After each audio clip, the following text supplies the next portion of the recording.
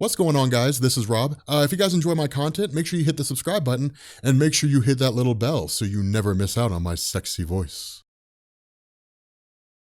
Okay, so continuing on with fear itself, at this point we pick up with, well, basically with the arrival of Thor, with Thor showing back up. Now here's a funny thing. Thor showing up here after being kind of banished, but not really from Asgard. Once he shows up here, he immediately arrives in Broxton, Oklahoma. Now again, for those of you guys who are not really familiar with Thor comics, Broxton is basically where he rebuilt Asgard. The problem with this was that the War of Dark Reign essentially came on the doorsteps of Broxton to Asgard proper and left the city in complete and total disarray. And so no one here is too happy to see Thor. You know, everybody's not too happy to see him. They're kind of like, man, get out of here. Like, we really don't want to see you or your problems. Go away. It's kind of like my ex-girlfriend, you know, just get out of here. I'd rather not see you, like, for the rest of my life. And so because of this, Thor ends up just sort of making his way back to where the rest of the superheroes reside. But what this does is this transitions over to the Serpent himself, sort of talking about what's going on. Now, it's not a great, big, huge, long explanation, but one thing that we're going to kind of do here is we're going to cheat a little bit. We're going to sort of cover this and then the next part, and then we're basically going to skip over the Uncanny X-Men and then come back to it in the next video that we make. So we're going to cheat a little bit. We're basically going to kind of, skip over the part of Unstoppable Juggernaut. I kind of don't think we should, but we're going to. And in the next video, we'll cover that bit. But in any event, with everything unfolding the way it is, the Serpent really just kind of gives us a synopsis of what he's done so far, which is to say what it is that he's shooting for. And all he's doing is powering himself by fear. And that's the whole basis. That's one of the things about normal humans in Marvel Comics. In Marvel Comics, when it comes to average everyday people, it's usually they're like the most annoying part of the story, because by and large, they just get really scared and run away. But that's really the big thing that happens. Every once in a while, like, a person might step up, but by and large, they just kind of run and hide and let the superheroes do all the heavy lifting. And so in response to this, with humans being so timid in relation to, like, the greater universe out there, when a being of significant power shows up, they react with fear, and that feeds the Serpent. At the same time, Odin is basically not really rebuilding Asgard, but essentially having the wheels of war prepared, having the Asgardians get to work on building more weapons, different things like that. Now, in reality, one of the things that people would ask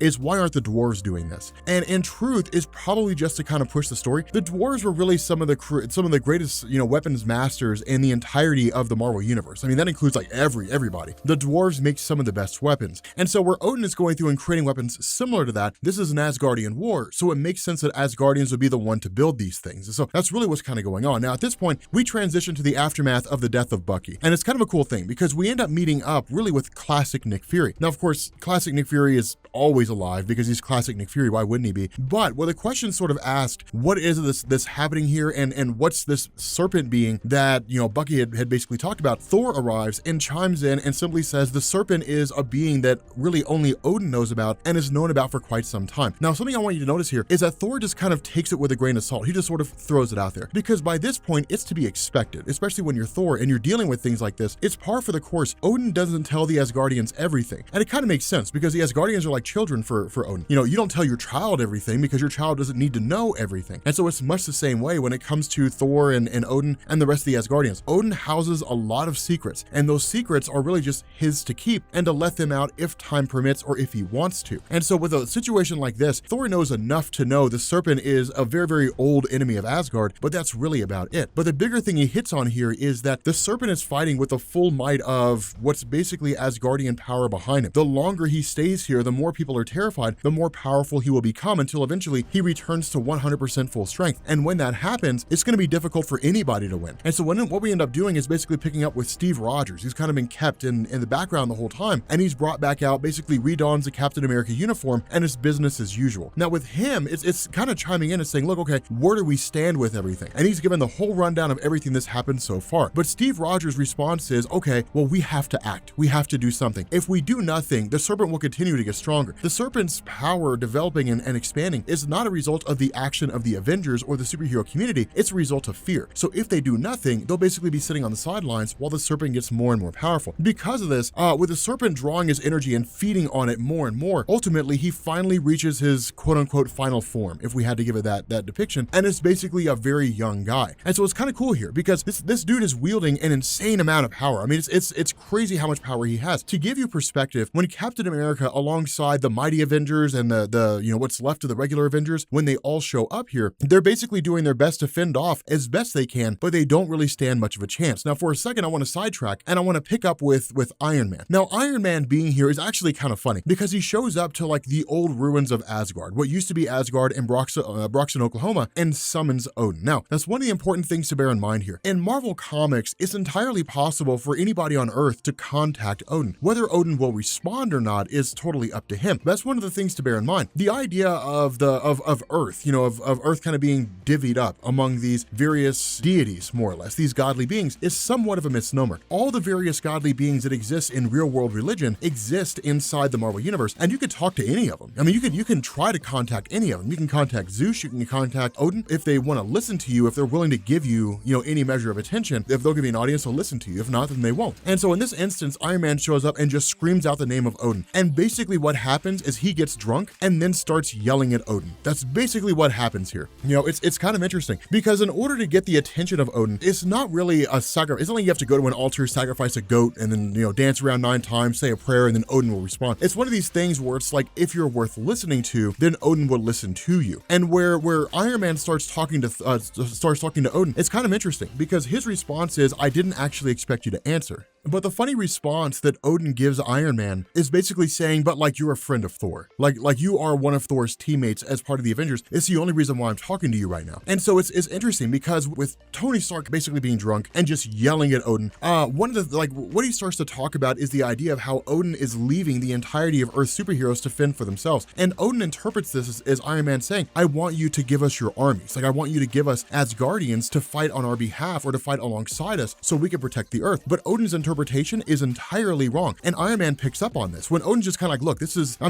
our fight, but like we're mustering our forces here. We'll fight the serpent once basically all you guys are dead and there's nothing left. And then we're going to obliterate the entirety of the planet Earth. But Iron Man's response is, no, that's not what I want. I don't want you to fight on our behalf. I don't want you to fight in our stead. We don't want your Asgardians to pick up the slack for us or anything like that. What I do for a living is I make weapons. Like I am exceedingly good at making weapons. I don't want access to your soldiers. I want access to your workshop. I want to blend Asgardian, technology with Stark tech. That's what I want to do. I want to create a whole new slew of weapons designed to use your power with my power and destroy the serpent. And so it's actually pretty cool. And it's really awesome because it's basically Iron Man developing, Asgardian / Stark technology using, his own ingenuity and so on and so forth. And it's entirely possible. I mean, it's one of those things where it's not like this is unfamiliar territory to Iron Man. It is to a degree, but he's been a friend of Thor for so long that he's well versed in essentially just like navigating the waters of using Asgardian energy, or at the very least understanding how it works. I mean, he's made he's made like Thor Buster suits in the past, so it's not entirely something that he's entirely unaware of. But at this point, we end up having Thor, who had basically faced off against the serpent, and he was wasn't really able to hold his own, but he was enough of a challenge that the serpent saw him as somebody that could potentially get in the way. And so what he ends up doing is having Thor face off against Ben Grimm and the Incredible Hulk. Now, Thor fighting against Ben Grimm is pretty quick and to the point. I mean, he's defeated pretty fast, and it's kind of interesting. Thor literally throws his hammer and summons it back to himself, and it punches a hole through Ben Grimm, much like you guys probably saw in the story of Infinity when Thor destroyed a builder. But then he turns his attention to the Incredible Hulk, and this fight is hard.